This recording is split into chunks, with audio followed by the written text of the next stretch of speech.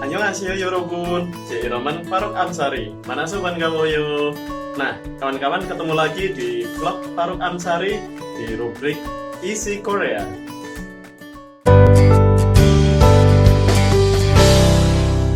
Jika kemarin kita sudah belajar tentang sejarah terbentuknya huruf Korea atau Hangul, kali ini kita akan belajar tentang beberapa kosakata sederhana untuk memudahkan kita mengenal bagaimana mengaplikasikan huruf Korea ini dalam kosakata. Sekaligus ada informasi tambahan tentang apakah sama cara mengeja huruf Hangul yang ada di Korea Selatan dengan di Korea Utara.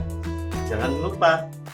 Nah, sebelum itu, untuk teman-teman yang baru berkunjung ke vlog Faruk Amsari, jangan lupa untuk pastikan kalian klik tombol subscribe di bawah ini dan aktifkan lonceng notifikasinya agar tahu informasi video terbaru dari Faruk Amsari.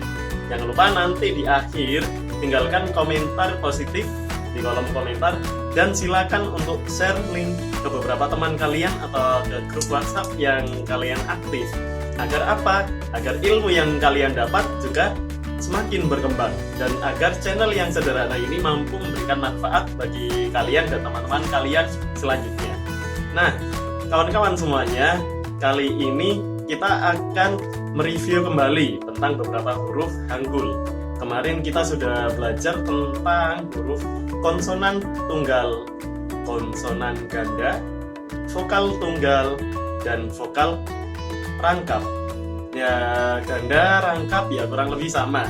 Nah, untuk di bahasa Korea sendiri, sekitar tahun 1948, ketika Republik Rakyat Korea Selatan terbentuk atau Daehanminguk terbentuk, maka artinya Korea Utara pun juga mulai berpisah dan memiliki otoritas sendiri atas warganya, sehingga dalam beberapa hal mereka memiliki perbedaan. Nah, termasuk cara mengeja huruf Hangul. Misalkan, jika di huruf Hangul yang pertama yang bentuknya seperti sudut siku-siku itu di Korea Selatan disebut giok, giok, maka di Korea Utara mereka menamainya giek, giek. Jadi terlihat berbeda antara giok dengan giek. Selanjutnya yang berbentuk seperti huruf C kaku. Nah, seperti huruf C ini seperti persegi mangap. Ini di Korea Selatan disebut diget, disebut diget. Sedangkan di Korea Utara disebut dengan diet, diet. Jadi terdengar beda antara diget dengan diet. Nah, selanjutnya yang seperti huruf V kebalik. Ini di Korea Selatan kita sebutnya siot, huruf siot. Sedangkan di Korea Utara mereka mengejanya dengan siet, huruf siet. Jadi terdengar beda, siot, siet. Nah, kita lanjut pada huruf rangkap. Huruf rangkap di sini di Korea Selatan disebut dengan huruf ganda atau sang. Sedangkan di Korea Utara disebut huruf kuat atau duen. Nah, sehingga yang berbentuk seperti sudut siku-siku berjajar dua ini di Korea Selatan disebut dengan sang giok, sang giok. Sedangkan di Korea Utara mereka mengejanya dengan duen giek, duen giek. Selanjutnya ada yang berbentuk seperti huruf C kaku, ada dua. Maka di Korea Selatan mereka mengejanya dengan sang diget, sang diget. Sedangkan di Korea Utara mereka mengejanya dengan duen diet, duen diet. Kita lanjut, ada huruf yang bentuknya seperti kepala, ada tanduknya dua, biep biep. Nah, di Korea Selatan mereka mengejanya dengan nama sang biep, sang biep. Sedangkan di Korea Utara mereka mengejanya dengan duen biep, duen biep. Nah, sebagai informasi selanjutnya, huruf yang berbentuk seperti V kebalik berjajar dua di Korea Selatan mereka mengejanya dengan nama sang siot, sang siot.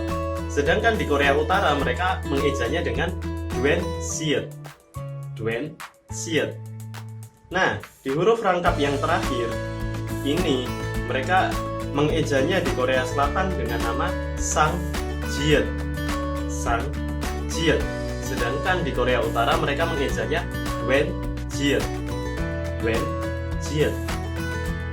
Nah, untuk teman-teman sekalian mungkin akan nanti kaget di awal dan akhirnya terbiasa dengan cara mereka menulis. Untuk menulis huruf ta di Korea Selatan mereka berbentuk seperti huruf E kapital. Seperti huruf E kapital dibaca ta. Sedangkan di Korea Utara mereka tidak gandeng tapi lebih mirip seperti huruf diet dengan satu garis di atasnya, jadi terpisah. Sedangkan di Korea Selatan langsung gabung, jadi tampak seperti huruf E kapital. Nah, selanjutnya juga di Korea Utara huruf rangkap tadi yang Sanggiok, di Korea Utara yang disebut Duengiet, Duenbiep, Duensiet, dan Duenjiet maupun vokal rangkap dianggap sebagai huruf terpisah. Sedangkan di Korea Selatan huruf-huruf tersebut tidak ada istilah huruf terpisah.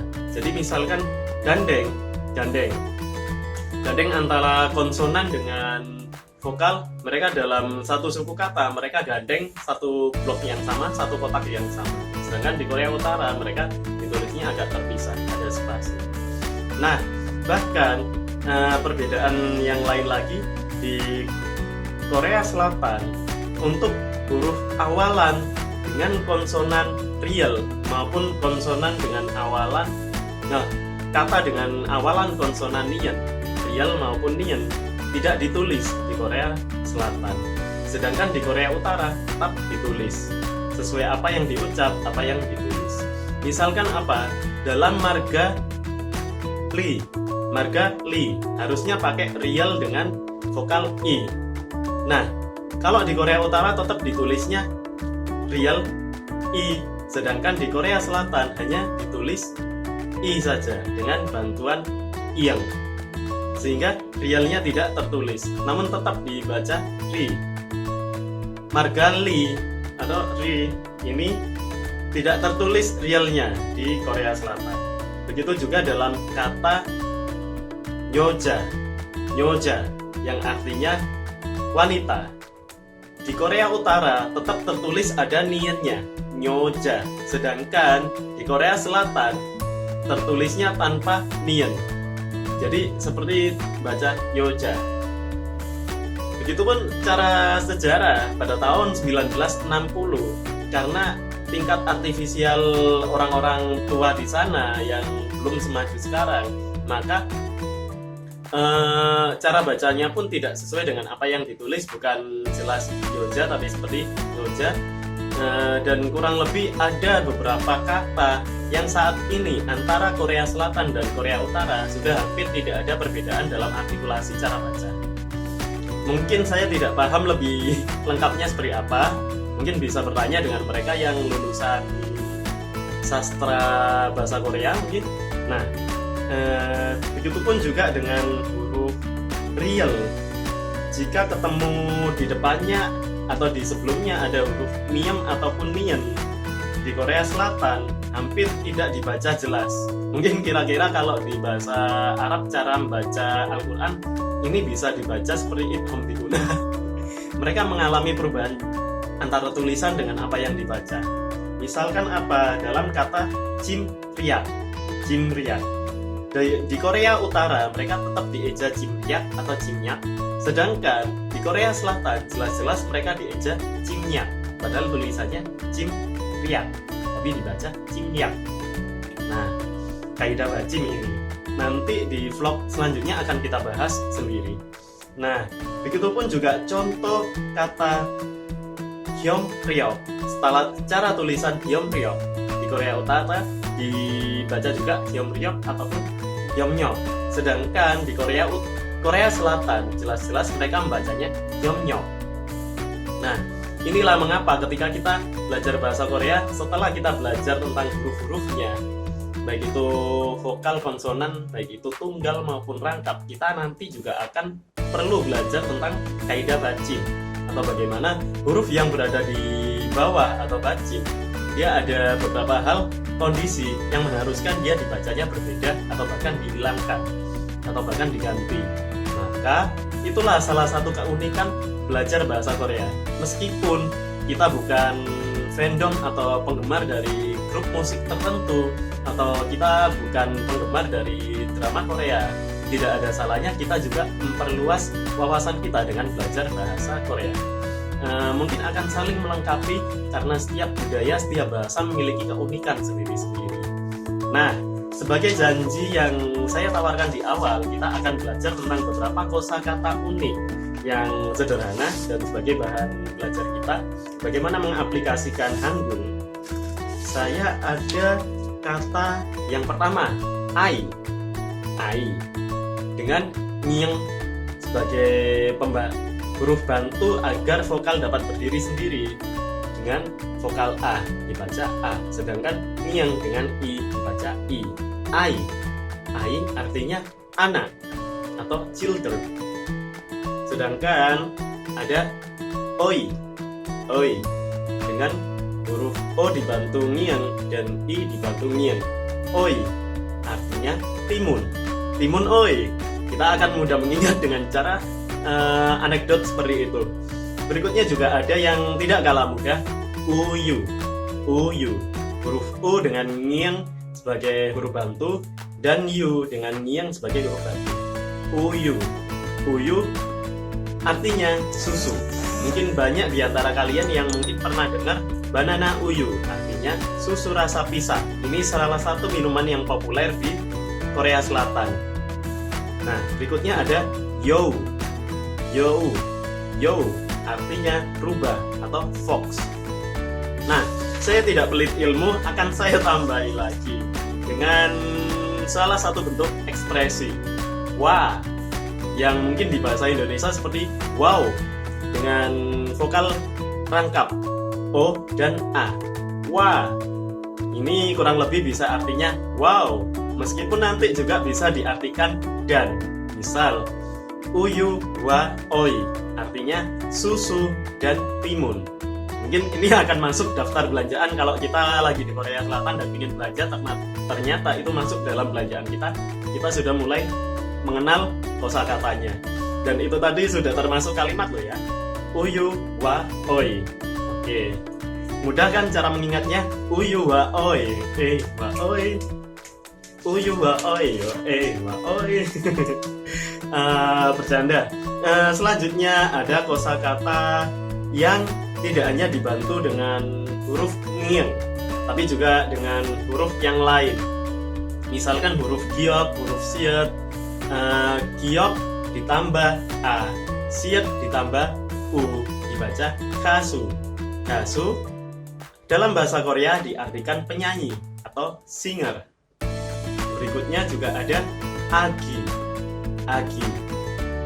Agi artinya bayi. Kalau ai artinya anak, agi artinya bayi.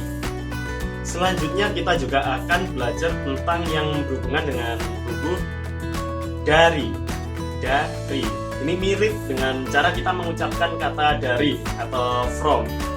Nah, dari di bahasa Korea ternyata artinya bukan from, tapi melainkan artinya leg atau harganya anjay. Tungkai kaki. Berikutnya juga ada kata yang mungkin sering diucapkan dalam drama karena menyebut nama anggota keluarga. Apa itu? Aboji artinya ayah. Aboji, jangan salah sebut aborsi. Aboji. Nah, berikutnya juga ada jiuge. Jiuge artinya penghapus atau rubber. Nah, ada juga salah satu hewan yang mungkin kita masih mengingatnya seperti nama tokoh kartun bentuknya bis. Apa itu? Tajo, bukan Tayo, Tajo. Sedangkan tayo juga bahasa Korea karena memang itu animasi Korea, dari kata tada artinya naik. Sedangkan yo adalah salah satu bentuk dari kalimat formal yang tidak terlalu honorific, formal yang tengah-tengah, yang masih sopan. Tayo artinya naik, jadi tayo artinya naik. Nah, berikutnya juga ada kata sorry. Sorry ternyata artinya bukan minta maaf. Sorry di bahasa Korea ternyata artinya juga suara. Suara dengarkan aku. Mok sorry atau suara yang dari leher atau suara sorry. Terus juga ada saja. Saja artinya singa. Berikutnya ada cima. Cima artinya rok. Ya, di antara kalian siapa yang suka pakai rok keluar rumah? Nah, ini harus hafal cima. Siapa tahu nanti kalian di Korea pengen belanja rok, bingung kosakatanya apa. Nah, tapi kalau teman-teman yang sering mantau channel Faruk Amsari, sudah saatnya nggak gagu untuk belajar bahasa Korea. Pasti hafal di sana. Nah, berikutnya ada buah yang sangat saya sukai. Dan mungkin teman-teman juga suka. Podo. Podo bukan bahasa Jawa yang artinya sama-sama. Podo dalam bahasa Korea artinya anggur. Anggur hijau. Bisa aja ponakannya Kim Jong Un. Nah, berikutnya ada Nemo. Namun dalam bahasa Korea Nemo bukan artinya si ikan badut kecil, melainkan Nemo hana dul set ne 4 mo sisi. Maka Nemo adalah segi 4. Nah, berikutnya juga ada moja. Artinya topi, seperti yang sering saya pakai ketika ngisi vlog tour Cekolai, topi. Nah, berikutnya juga ada hasil tangkapan laut yang sangat enak. Mungkin teman-teman juga suka ini. Apa itu? Seu. Seu artinya udang. Enak ini kalau pagi-pagi makan bakwan goreng, di atasnya ada udang. Nah, berikutnya juga ada anggota tubuh yang tidak kalah mudah untuk dihafal. Apa itu? Ko. Ko artinya hidung. Nah, ini pakai bentuk yang lebih tipis dari giok. Nah, giok. Giok, giok. Maka ini bacanya ko, bukan go. Kalau go, hago, wa bisa diartikan seperti dan, serta juga. Dengan ko artinya hidung. Nah, dan kosakata yang terakhir kita pelajari di episode kali ini adalah nama tempat. Hosu. Hosu artinya danau, atau dalam bahasa Inggris kita sebut lake. Nah, Hosu. Kiat ho siat Hosu. Nah, tidak kalah mudah kan kawan-kawan. Ternyata belajar bahasa Korea itu mudah dan menyenangkan. Apalagi kalau belajarnya di Faruk Amsari. Sombong dikit. Ini ketahuan kalau masih ponakannya Kim Jong Un oleh ngaku. Nah, itulah tadi pembelajaran bahasa Korea kita kali ini. Jangan lupa untuk aktifkan lonceng notifikasi agar kalian tahu vlog terbaru dari Faruk Amsari. Jangan lupa untuk yang belum subscribe, kita kasih waktu untuk subscribe ini. Oke. 5, 4, 3, 2, 1. Subscribe. Nah, tinggalkan komentar positif juga. Tema apa yang akan kita bahas untuk pembelajaran bahasa Korea selanjutnya. Dan jangan lupa untuk share ke teman-teman kalian. Saya Faruk Amsari, terima kasih. Kamsahamnida. Wassalamualaikum warahmatullahi wabarakatuh.